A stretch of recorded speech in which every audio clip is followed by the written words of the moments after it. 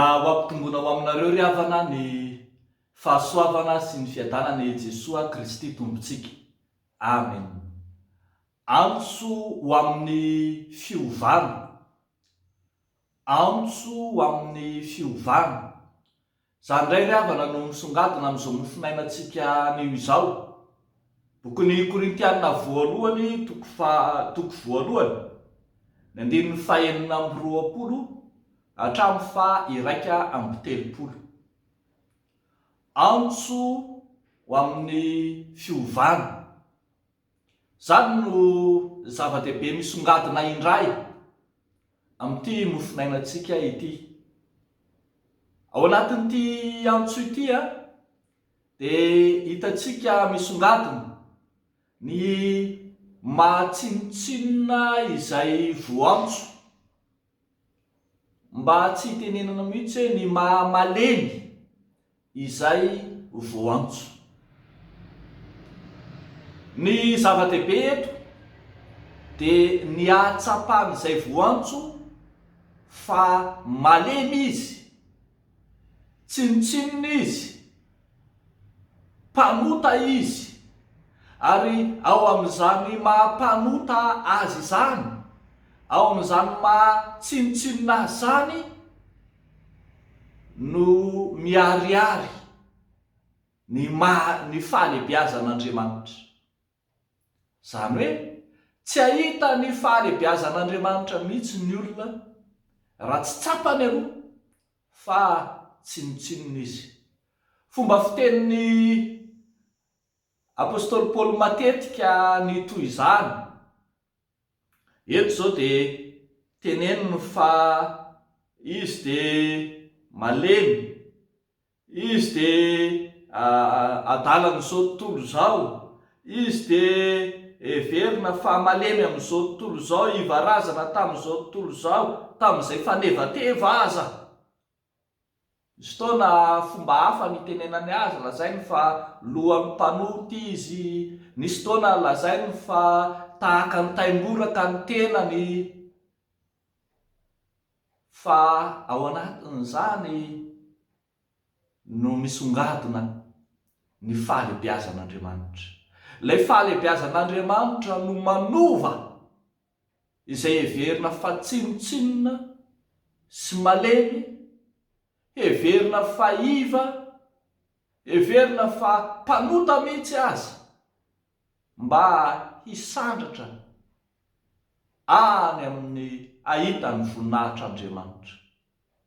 Eto ary, lay Andriamanitra manova, lay fahalebiazan'Andriamanitra manova, dia hitantsika tsara fa miantso ho any amin'ny fahendrena sy ny fahamarinana sy ny fahamasinana ary ny fanavotana ho ny voalaza eo amin'ny andininy 30.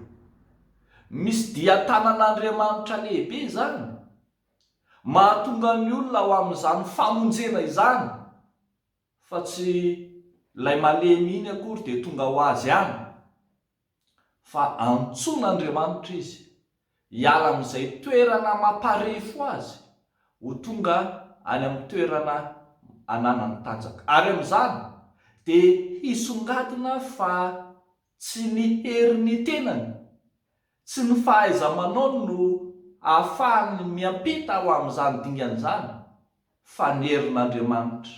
Ary zany no itenenan'ny Paoly miteny manao hoe izay mireare dia aoka Jehova no reareany, satria ilay Jehova rearea dia Jehova izay nanova ny olona niala tany amin'izy ambany ho tonga ambony, izay nanandratra azy niala tany amin'ny fahadalana ho tonga fahendrena, izay namonjy azy niala tany amin'ny fahaverezana ho tonga any amin'ny fanafana. Rehefa koa malala ho ny Tompo, antso amin'ny fanovana ny ambara ny tenin'Andriamanitra antsika anio.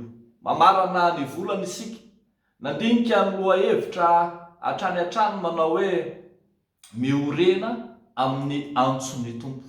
Hitantsika foana nandritran'iny volana iny fa ny antson'Andriamanitra voalohany dia antso ho amin'ny famonjena. Tia hamonjenao Andriamanitra, te hiantso anao hiala amin'ilay toerana izay mahavery anao Andriamanitra ho any amin'ny famonjena. Ary ihany koa tsy ny fireharehanao ny amin'ny fahalemenao na ny fahadalanao na ny mahatsinotsinonanao koa no zava-dehibe, fa ny tretena diso toerana ihany koa izany, fa ny fanekenao andray ny fanovan'Andriamanitra ny fiainanao. Mampahery antsika rehetra ary avako malala, andray zany Andriamanitra miasa, Andriamanitra manova, Andriamanitra mamonjy izany. Dia ho an'Andriamanitra irery ny voninahitra. Amen. Ivavaka isika ry avako.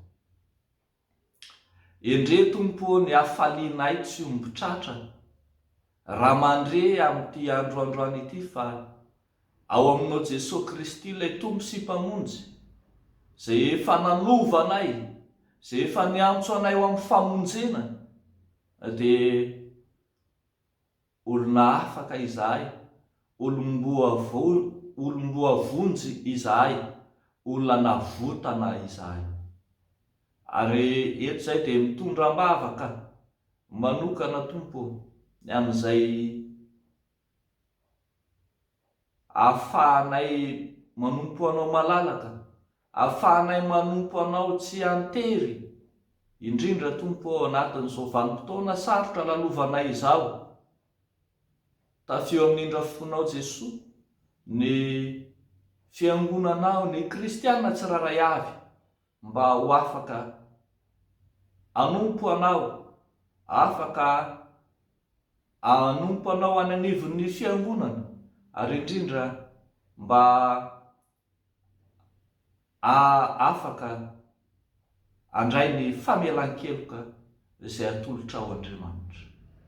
Dia ataonay izany mivavaka izany amin'ny fanantenanay, amin'ny finoanay, fa tsy mamelanay irery ianao Andriamanitra. Amin'ny anaran'i Jesosy Kristy Tomponay. Amen.